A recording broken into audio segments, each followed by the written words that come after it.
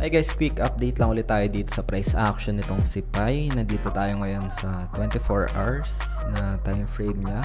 And check muna natin yung 1 hour. Nagkaroon siya dito ng pagbagsak ng presyo. Discuss natin guys yung mention natin na divergence. It's a bullish divergence. And nagkaroon siya dito ng pagtaas ng presyo. Nag-89 after confirmations dun sa bullish divergence. Meron tayong mga trades na ginawa dito kay Pi. I think we have some close positions. Ayan. So meron tayo dito profits na 218 in USDT. Entry price natin 1.36 dahil meron tayo nakita na bullish divergence. Na-exit natin 1.45 and nakapag-short din tayo dito. So today guys ay pag-uusapan natin itong price action. Ano yung sa tingin ko dito. Pero bago tayo dito magsimula, kung hindi pa na-like itong video na ito, please like this video first. Subscribe niyo yung YouTube channel natin, turn on the bell icon para ma-notify kayo dito sa mga updates natin na ginagawa sa ating YouTube channel guys, no? So punta muna tayo dito sa price action nitong si Pi guys, no? So as per observations, this is 5 minutes time frame. So punta muna tayo sa 15 minutes. I think this is on the perpetual. Punta muna tayo sa spot, no? And so dito tayo normally nagkakaroon ng validation sa spot. And yung market ngayon is like crazy. Nagkakaroon ng pagbagsak ng presyo. And as we observe dito sa kanyang price action, this is Pi guys, no? We observe yung bullish divergence between RSI and then price action. So dalawang yung RSI. Tanggalin muna natin dito yung isa. So dito guys, nakitaan natin ng bullish divergence. Pabagsak yung price action pero pataas yung RSI. Careful na dito guys, no? Kasi na-reject yung 1.56 and nakapag-out ako dito 1.4 something based dun sa position history natin.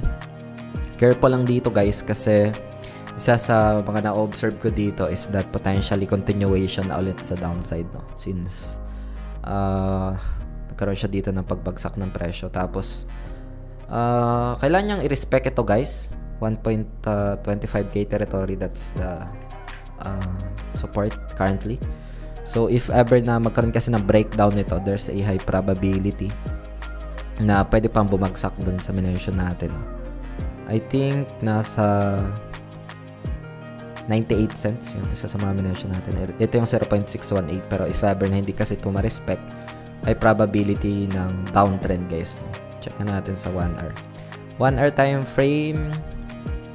Ayan, ito yung structure niya. Pwede pa siya dito magkaroon ng impulse. Maybe 1.4. And then, if hindi niya kayang basagin, if magkakaroon siya dito ng rejection within this area, there's a high probability na baka bumagsak ulit yung price action, no? Obviously, downtrend yung 4 hours time frame dito guys. Ayan. So, meron siya ditong mahabang corrective tapos maikli na lang na impulse, no? So, that's part of a downtrend price action. So yun, titingnan natin dito. In my own opinion, baka mag-continue pa ito sa downside. Pwede pa niyang i-retest yung 1.4, balikan ng price action. Pag hindi na kayang basagin, that's the time na pwedeng mag-continuation sa downside guys, no?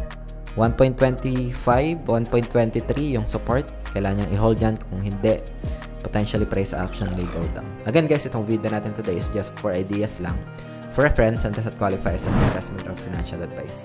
Hope you get some insights dito and feel free to comment kung meron kayo mga questions, and I just want to keep you posted and answer your feedbacks and share my experience dito guys, no? Not financial advice. So ngayon, yun, 1.4, titingnan natin if babalikan niya to. If ever na hindi kaya, price may continue sa downside guys, no? If ever man na magkaroon ito ng breakout sa 1.4, resistance niya, adjusted na tayo guys, 1.56 territory. Upcoming Pi day, I think 14 ata. Tingnan natin kung paano magre-react yung price action, pero anything can happen dito guys, no? Overall market pa downtrend right now, pero tingnan natin kung paano magre-react itong price action ni Pi. Downside scenario, as mentioned, 98 cents yung isa sa mga tinitingnan ko dito.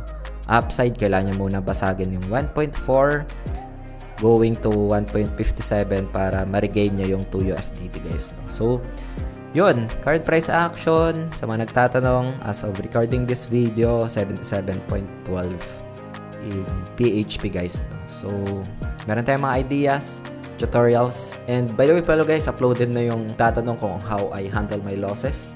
Lalagay ko na lang dito guys sa screen yung video na yun, and pwede nyo panoorin, comment kayo dyan para masagot din natin. Gagawa natin ng other segment, part 2 siguro. See you sa video na yun. Maraming salamat ulit sa panunood.